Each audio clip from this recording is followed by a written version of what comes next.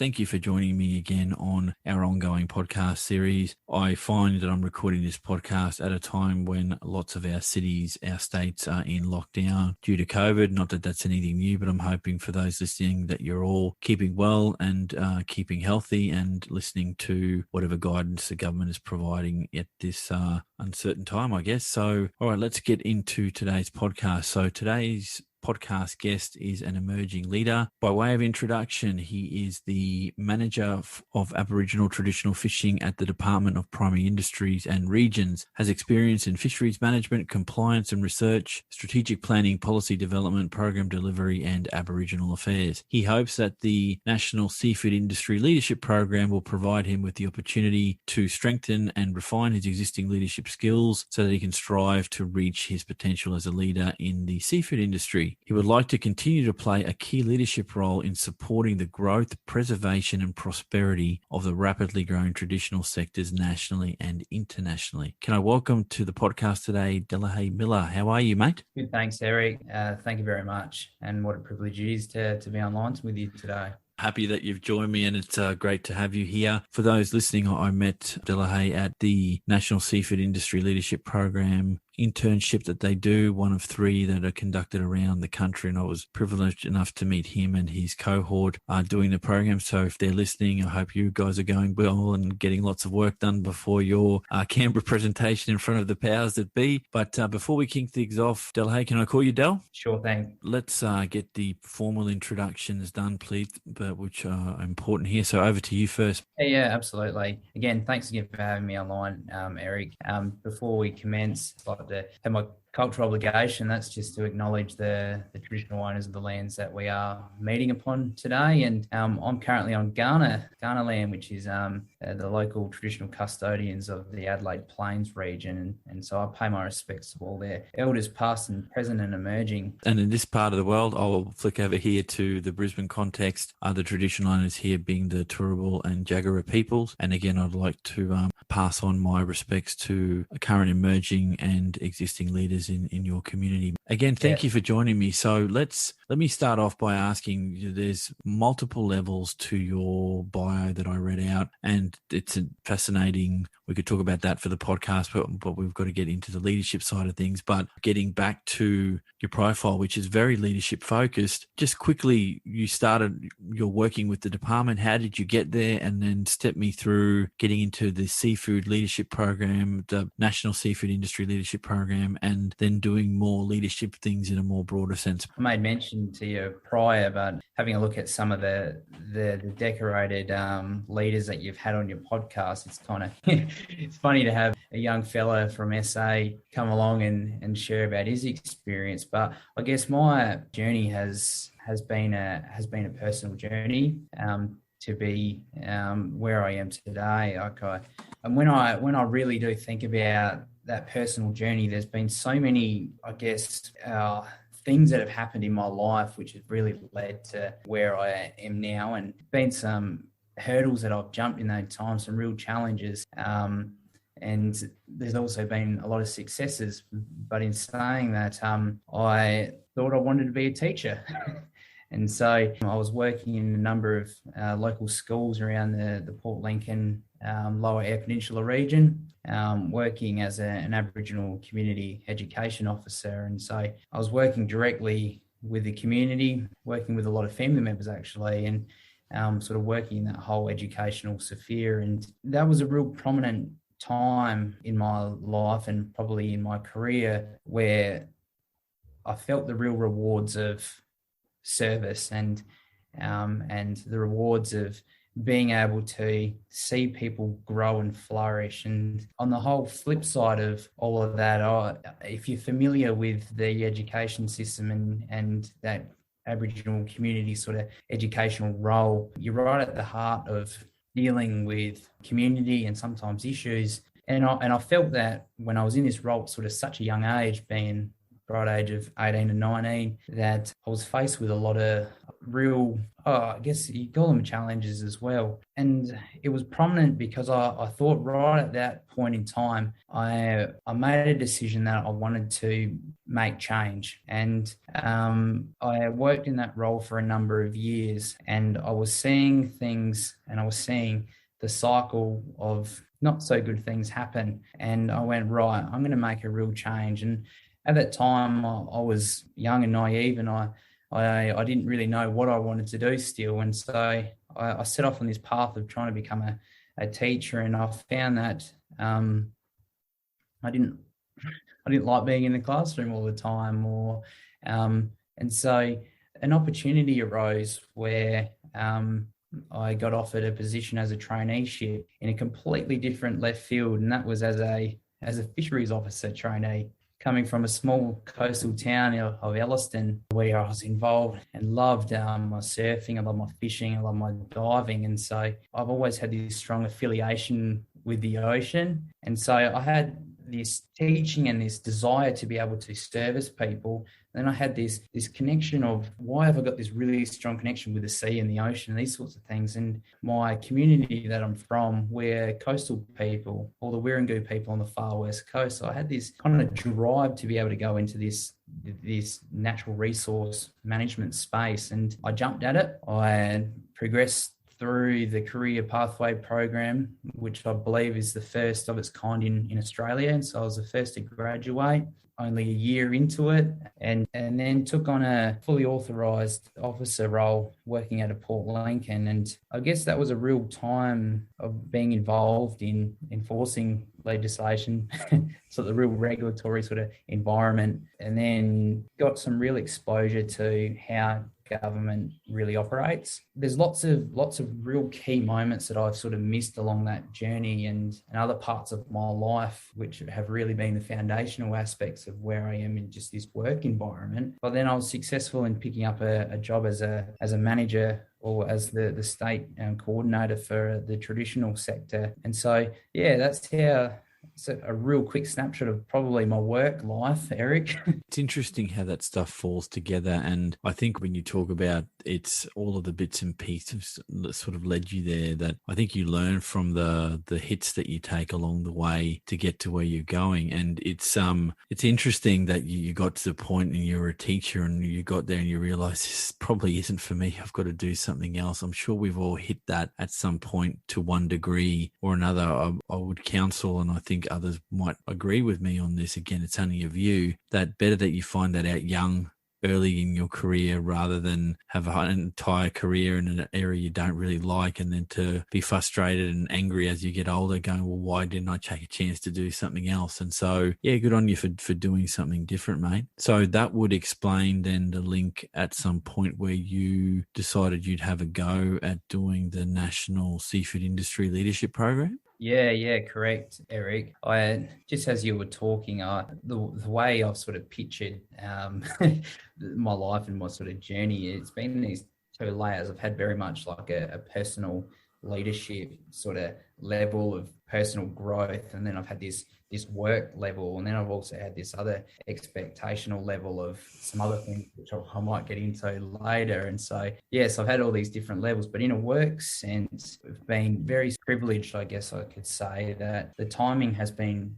impeccable in terms of how Aboriginal traditional fishing rights are being recognised in an international and a national sort of jurisdictional level. And I've come into a role which is a dedicated, specific Aboriginal role, and I believe it's only one of its kind in Australia. And so I'm working in a space which is evolving rapidly, and how that's kind of led into this national leadership program is that I've found the more and more I'm progressing in my career, I'm finding these gaps that I see that there's a spot for me to play a leadership role. And I believe that the National Leadership Program is one of those, I guess, bits of baggage that I can help chuck on my back to help support my leadership growth. Being pragmatic is a good way to be, because you pick the things that will help you to get to where you're going to. And if you've made a firm commitment to go that way, then more power to you. How do you define leadership, Del? Good question. Mate, I hope you got a good answer. I'm probably not going to give you the answer that I would like to. I'll probably think back and I mean, geez, I wish I said this or I wish I said that. But I guess a leadership takes many different forms. A leader could be someone out there on a sporting field, or it could be someone quietly kicking back in the back of the workplace, which is taking on another role. So I think leadership is very much adaptable and it can come in very many different forms. I think, though, as time progresses, and I'd be interested to, if I'm alive in 10 or 15 years and I can come back to you, asking your definition of it might have morphed in that time. And it's always interesting to get where people are at one point in time, because I'm a big believer that your life experience will impact how you look at some things. And I think leadership is one of those areas where that may happen to you. So thank you for sharing that. Now, leader capabilities. From your experience, you've been out in the world, mate. What do you believe as an emerging leader are some of those critical leader capabilities? So critical leader capabilities, I think I like to think back of the leaders who I've been most influenced by, or people that I've most certainly looked up to. A leader for me is someone that is firstly real and genuine. I guess the most influential leaders that I can think of, they're influential, they are well communicated. Yeah, you can pick up all those words and keep throwing them in there, like being a visionary or being strong and confident and those bits and pieces. But I think fundamentally for me, the critical ones are your ability to be human, the ability to relate, to communicate, are most certainly people that I would follow. Thank you for sharing. Emerging versus established leaders. What do you think emerging leaders bring to the table that established leaders don't? I am someone who I think is someone who is really respectful to a lot of the elders and people who have gone before me. And so I've always had a lot of trust in the things that established leaders have said and done. But I know that there's these spots and these opportunities that I see a lot of younger people and emerging leaders have, is particularly around those new innovative ways of thinking or bringing in new perspectives. I've also found that probably some of the emerging leaders that I know of are able to take a bit more of a risk, I guess. Yeah, so I think emerging leaders need to be able to continue to build upon what other leaders have already built. Does that kind of make sense? And I'm coming very much probably from a community perspective there, is where communities are very much evolved around our elders and other bits and pieces, and that history and that knowledge is just so important in that whole story, and that emerging leaders are there to support and play that next sort of up and coming role. But yeah, new perspectives, ability to take risks, other bits and pieces. Yeah, it comes through fairly strongly. I mean, your connection to your cultural identity and what that means from in terms of your leadership is coming out fairly strong. I wouldn't have expected anything different. I think there's a strength in that. And for what this is worth, in the experiences that I've had coming up, I never really gave it a lot of thought what my views on leadership were. I just sort of got in and did some things. And if it annoyed people, I would sort of pull back and change my behavior based on the response around me, never disrespectfully. And that's another aspect of it too. I think you can always find the good in leaders that have been around for a while, because experience is a great teacher. And I'm only speaking for me here. I guess you only know what you know, and those with more experience, more seniority, the elders in our community have got there for a reason. They've learnt some stuff that you haven't been exposed to yet, and being able to draw on their wisdom is a good thing. It's healthy to have a mix of those things. Again, being as respectful as you possibly can be, but I'm not naive enough to think that there aren't some people out there in these leader roles that don't care one way or another, as long as they progress a career, and that's just a way of life. I don't know what else you can do about that. Appreciate you sharing that, mate. Now, your professional development as a leader, you've mentioned that you've obviously done some training at university to become a teacher. You've obviously done some training through the department, and I can't envisage a department that won't offer you training of one kind or another, leadership included. And we've talked about the National Seafood Industry Leadership Program. Do you have a personal view on this issue of lifelong learning? Does that matter to you? Is it something you use fundamentally in how you learn? Yes, I'm actually really strong on. I'm a firm believer of lifelong learning. I don't know. I spoke a little bit about my personal journey at the beginning, but I very am much strong on the things that I've done in my past have led to be where I've become today and the person I am today. And I look back at some leadership roles that I have flourished in, and that on the flip side, some leadership roles I've actually tarnished, and I've had to do things and repair things, and everything that I've done, I also strongly think that I make a change and be a better person that I am, well, than I was yesterday.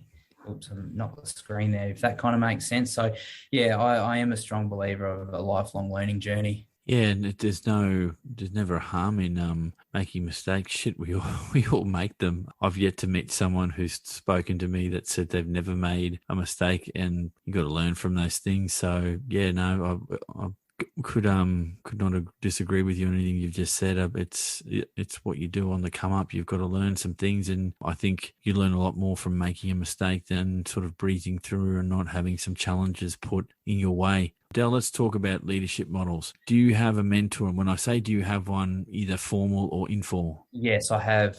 Yes, I have informal mentors. There's dozens of reasons why people approach people to be mentors, whether they do that in a formal sense or an informal sense. What do you, again, without naming them, and I don't want you to do that, but what do you draw from those mentors that helps you in your leadership journey, mate? What are other things that you keep those relationships active for? Yeah, so I've actually built, I guess you could call, an army of different mentors in my life, and people that I call upon, refer to, just soundboard nearly most days, to be honest. And I just rephrase your question again, Eric. It was, what do I draw from? Do you draw from having them in your life, mate? So a lot of the time, it's life experience. Some of the mentors that I have is very work related, and so some of the pressures and that is involved in my work, I seek guidance from these leaders and these mentors. And then I've got personal ones who guide me along in my personal life. And so I'm just thinking back at the ones that I've had. I've needed them for different stages of my life as well. So I think back of some prominent male mentor that I had when I was younger, guided me through some challenging parts of my life. I'd come, I guess, this part of my life and my work career is very much around soundboarding, my professional development. As someone who's working in government, do you see around you opportunities for formal mentoring, or is it mainly an informal thing? I'm just out of curiosity, because most of the people that I've